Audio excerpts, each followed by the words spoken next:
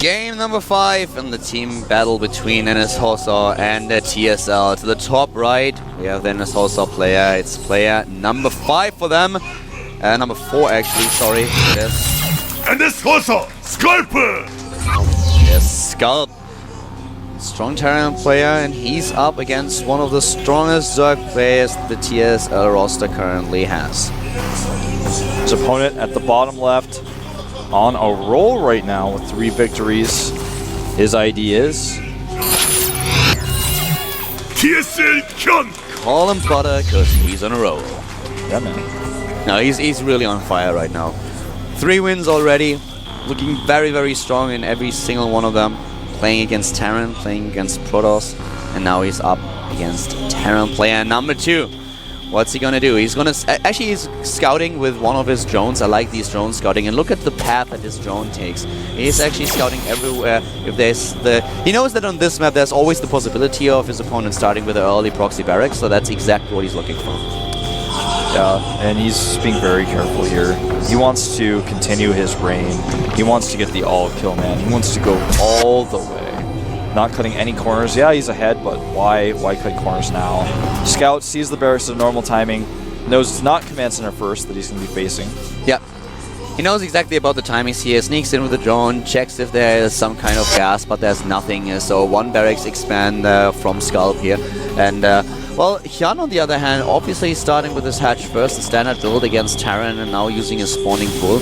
Main question is going to be if on this map he's trying to take gas early. The TSL players usually rely on a more queen heavy style without gas, and especially on this map you can do a really good job. You have this one big choke point that you have to defend, and if you build a few buildings, you can even build one of your macro hatches in the gap so that you just close it a little bit, and then with the queens you just shut it down completely as soon as your opponent approaches with, let's say, Hellions.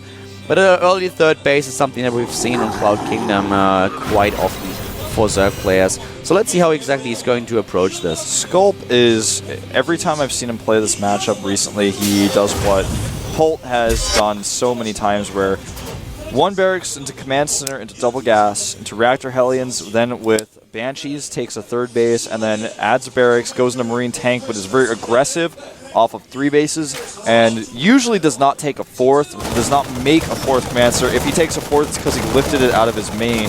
That is a style that we normally see from Sculp. His Marine splitting is insane, but we're not going to see that today. We're going to see him take a 3rd Command Center on the high ground here, not taking gases just yet, changing the style up a little bit, and I like this. I'm actually not, well, I don't like it as much, depending on what exactly he's going to do right now. I always think as a Terran player you have to have a build with which you are safe against Roach Baneling, because it's such a strong strategy and a lot of Zerg players will use it. And especially a lot of TSL Zergs are really comfortable with this build. On the other hand, even with the 3rd Command Center, you can defend against Roach Baneling. It's not impossible. You have to follow up with, for example, siege tanks. You can also go for some kind of early transition into Banshees. As soon as you have a Banshee out, you can just defend against Roach Baneling if you play correctly, if you micro well. We're gonna see what exactly he's going to do. He's starting off with a bunker here. What I would like to see from Hyun in the later stage of the game is actually the Infestor play, because on this map it's definitely the better strategy. It's superior to Mutalisk play. But a few players make this work, Nestie is being one of them. Yeah. And, well, we know that Hyun likes Mutalisk play.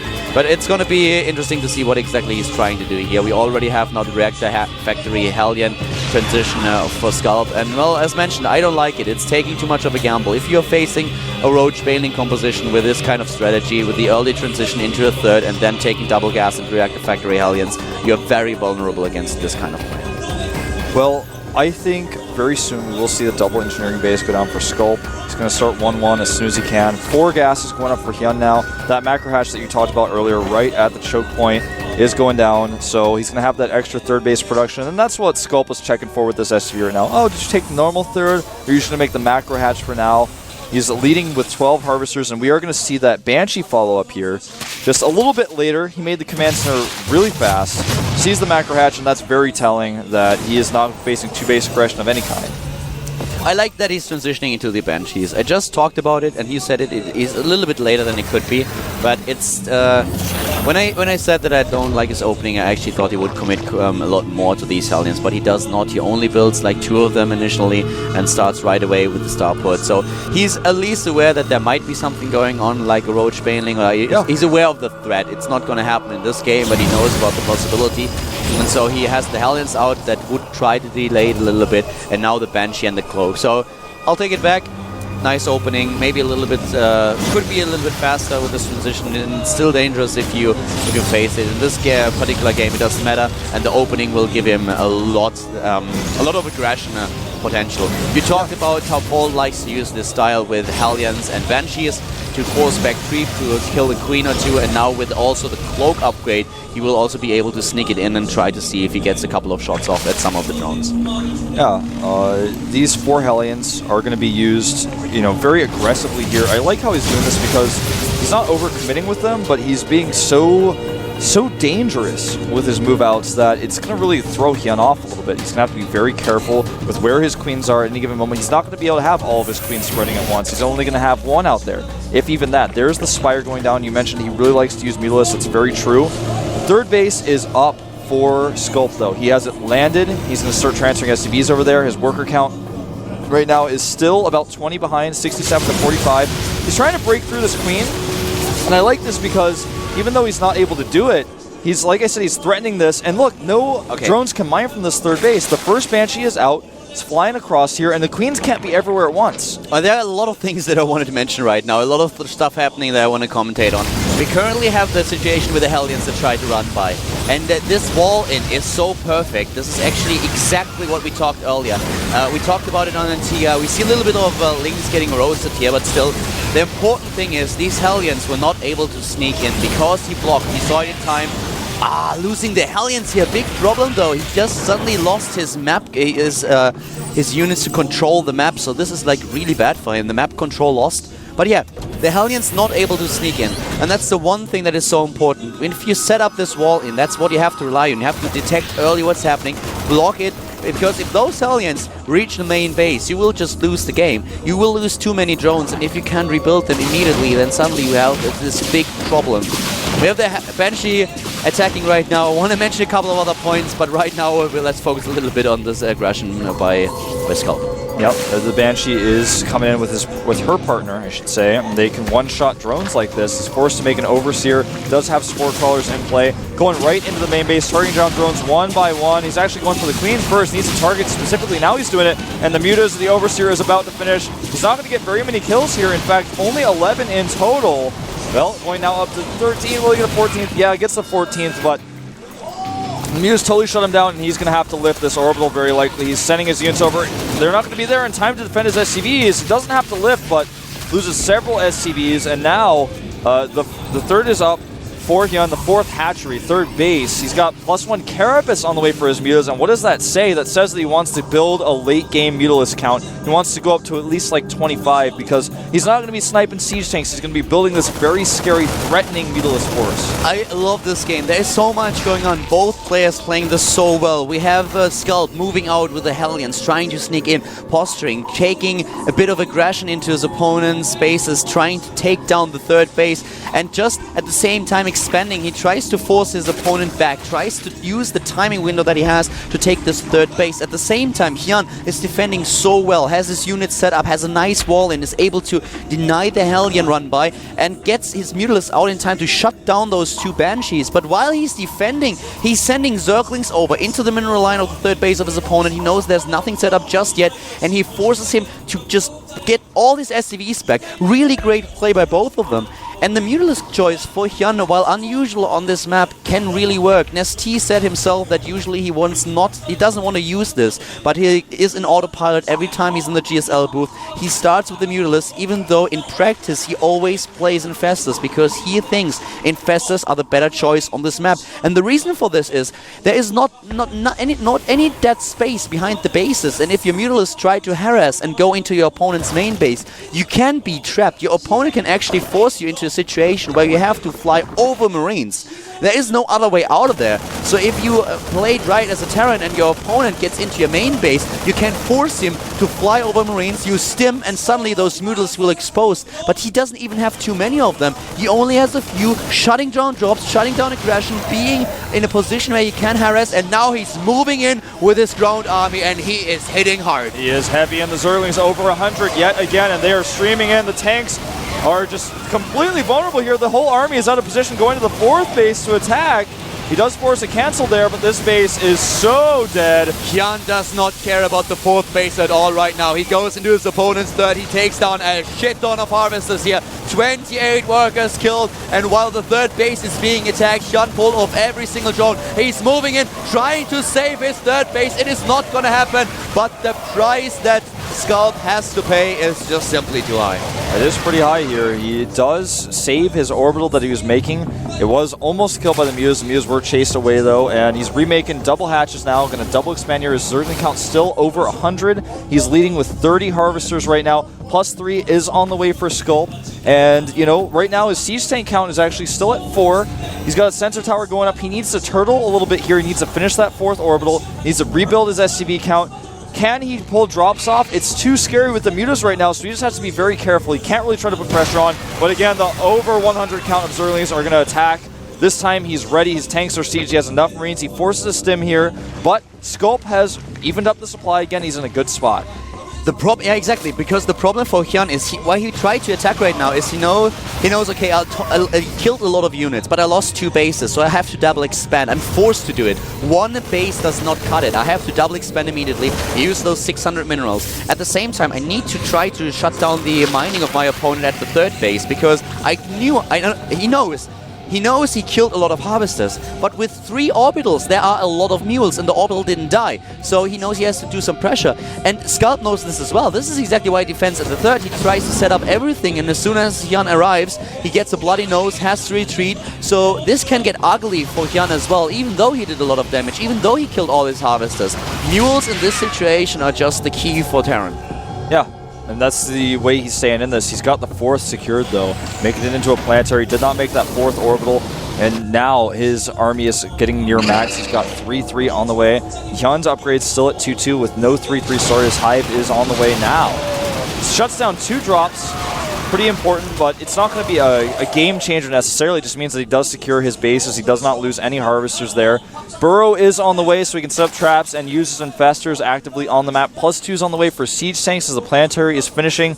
And, you know, really, Hyun is in a position where he's got still 155 Zerlings.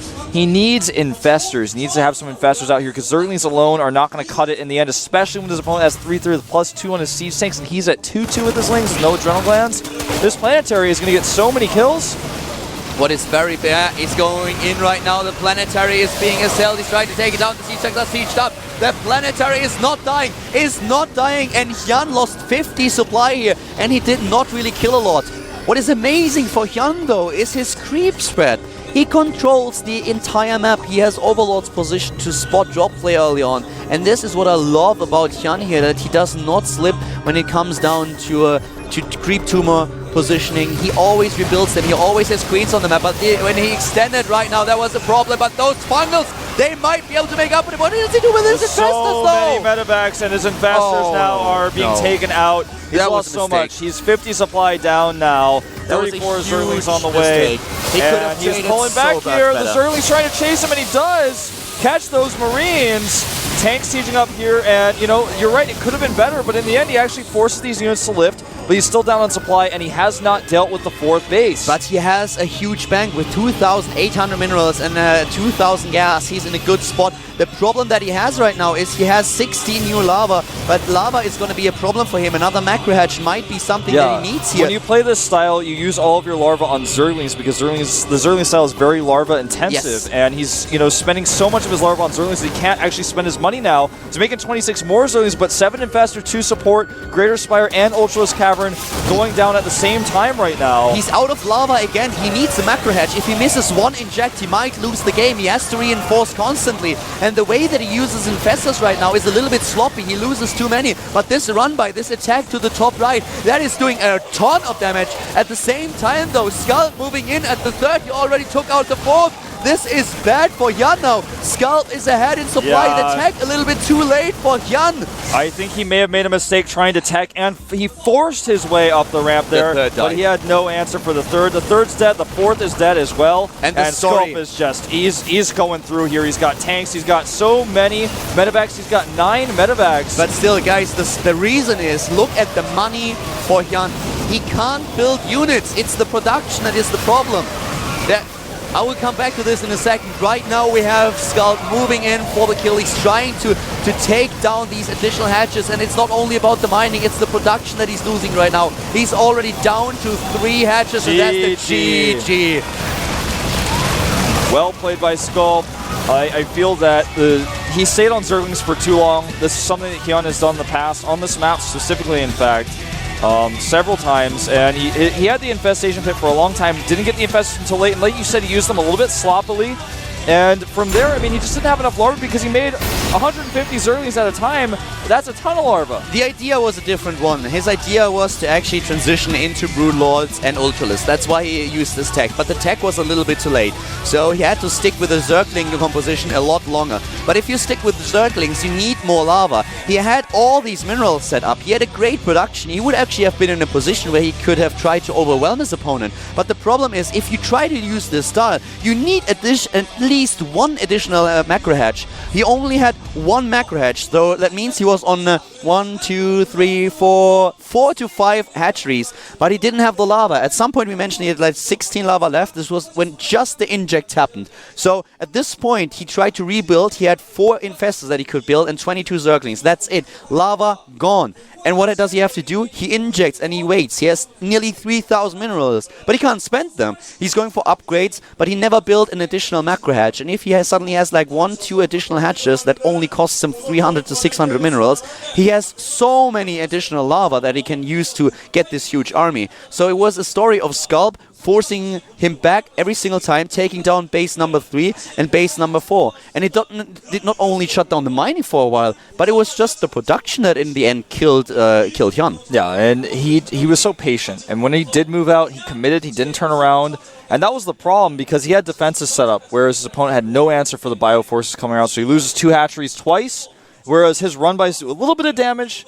But there's bunkers in play, there's units on the high ground, there's depots raised, and yeah, he breaks through most of that, but he's not cost efficient, whereas Scalp is like, well, I'm just attacking you, you have no answer. He just rips through the hatchery, he gets the second one, kills a ton of drones, is uncontested, then he just walks right back across the map with his fully charged army. TSL going to have to put out another player now. Symbol top right.